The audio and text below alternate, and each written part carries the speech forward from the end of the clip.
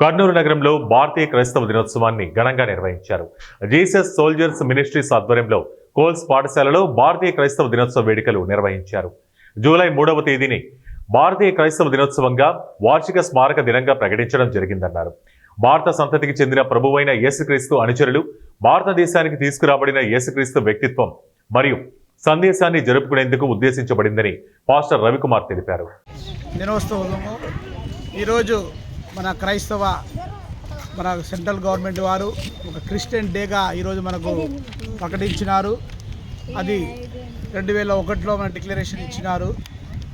ఈరోజు భారతదేశం అంతా ఈరోజు శిష్యులలో 12వ శిష్యుడు ఒకరు తోమా గారు మన భారతదేశానికి వచ్చి వారు మనకి భారతదేశంలో వచ్చిన తర్వాత మనకు ఎంతో భారతదేశంలో అనారక కాలంలో ఉన్న రోజుల్లో మనకు మంచిగా నాగరికత నేర్పించి మంచి విద్య వైద్యము అనేక నాగరికతను ఈ లోకంలో పరిచయం చేసిన వ్యక్తుల్లో ఒక తోమా గారు.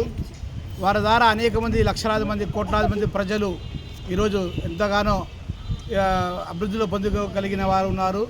అటు వారు డేని ఈరోజు మనం గవర్నమెంట్ వారు సెంట్రల్ గవర్నమెంట్గా డిక్లేర్గా చేసి ఈరోజు క్రిస్టియన్ డేగా మనకు ఈరోజు ప్రకటించినారు. వారికి గవర్నమెంట్ కూడా ప్రత్యేకమైన వందనాలు చెల్లిస్తున్నాం.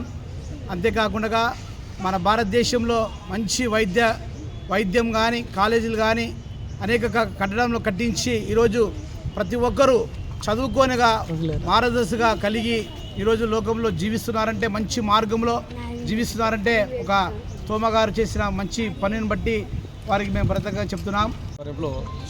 ఈరోజు జూలై 3వ తారీఖు భారతదేశము క్రైస్తవ దినోత్సవముగా ప్రకటించబడింది. ఎందుకంటే యేసుక్రీస్తు శిష్యులు 12 మంది శిష్యులు ఒకడైనటువంటి తోమా గారు భారతదేశానికి వచ్చి సువిశాలమైన భారతదేశంలో అనేక కట్టడాలు, సాంస్కృతిక కట్టడాలు, విద్యాలయాలు, హాస్పిటల్స్ కట్టించి సమాజానికి ఎంతో ఉన్నతిని సాధించినటువంటి తోమాను పురస్కరించుకొని ఆయనకు ఒక డేగా ప్రకటించి ఈరోజు జాతీయ దినోత్సవంగా ఏర్పాటు చేసుకున్నారు.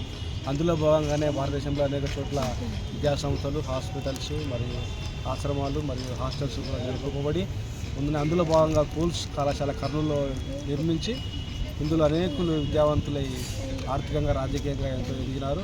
కోట్ల విజయభాస్కర్ రెడ్డి మాజీ ముఖ్యమంత్రి వారిని కూడా ఈ కాలేజీలో స్కూల్ చదివింటున్నారు. కె కృష్ణమూర్తి మాజీ ఎంపీ కూడా ఈ స్కూల్లో చదివింటున్నారు. అనేక మంది రాజకీయవేత్తలు ఈ యొక్క కాలేజీలు చదువుకొని ఉన్నతంగా ఉంటున్నారు. కాబట్టి అటువంటి విద్యాలయంలో ఈరోజు ఈ యొక్క తోమా డేని జరుపుకోవడం ఎంతో సంతోషదాయకం. అందుని బట్టి వందనాలు తెలుస్తూ ముగిస్తున్నాం.